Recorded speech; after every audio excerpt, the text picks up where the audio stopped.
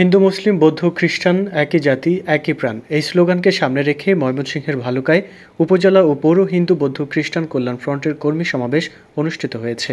শুক্রবার বিকেলে স্থানীয় পাইলট উচ্চ বিদ্যালয় হলরুমে বাংলাদেশ হিন্দু বৌদ্ধ খ্রিস্টান কল্যাণ ফ্রন্টের আয়োজনে এই সমাবেশ অনুষ্ঠিত হয়।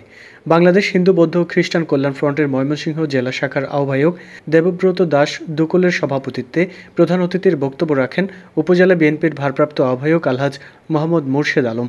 সদস্য সচিব সংগ্রাম বর্মনের উদ্বোধনের মধ্য দিয়ে বিশেষ অতিথির বক্তব্য রাখেন বিভাগীয় সাংগঠনিক সম্পাদক শ্যামল ভৌমিক, পৌর বিএনপির আহ্বায়ক আলহাজ হাতেম খান, উপজেলা বিএনপির যুগ্ম আহ্বায়ক সালাউদ্দিন আহমেদ, রুহুল আমিন, সারোয়ার জাহান ইমরান, মনিরুজ্জামান মনির, উপজেলা স্বেচ্ছাসেবক দলের সভাপতি ধ্রুব চৌধুরী, যুবদলের সভাপতি তারেকুল্লাহ চৌধুরী সহ উপজেলা পৌর বিএনপি ও অঙ্গ সহযোগী সংগঠনের নেতৃবৃন্দ।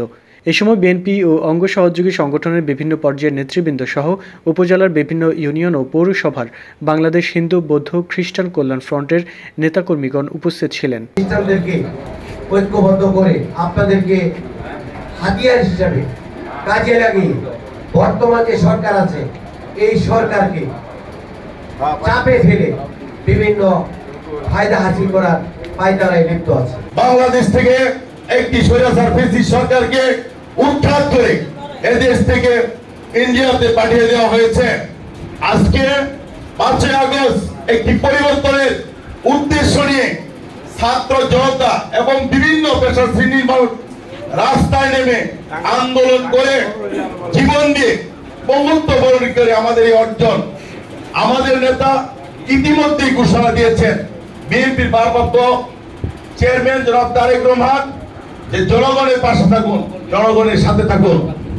আমরা যারা বিএনপি করি আমাদের দল বিরোধী দলে চলে যায়, বিরোধী দলে যাওয়ার পরে এই সংগঠনের দায়িত্ব কেউ নিতে চায়নি বা যেরকম ভাবে অর্গানাইজ করতে পারেনি। এবার যখন 5 আগস্টের পরে তারেক রহমান আবার নির্দেশনা দিচ্ছেন, কারণ আমাদের সকলের অভিভাবক জাতীয়তাবাদী দলের সাংগঠনিক অভিভাবক জনাব তারেক রহমান সাহেব একটি কথা বলে দিয়েছেন যে আমরা সবাই বাংলাদেশি, আমরা কোনো সংখ্যালঘু সংখ্যাগুরু নই।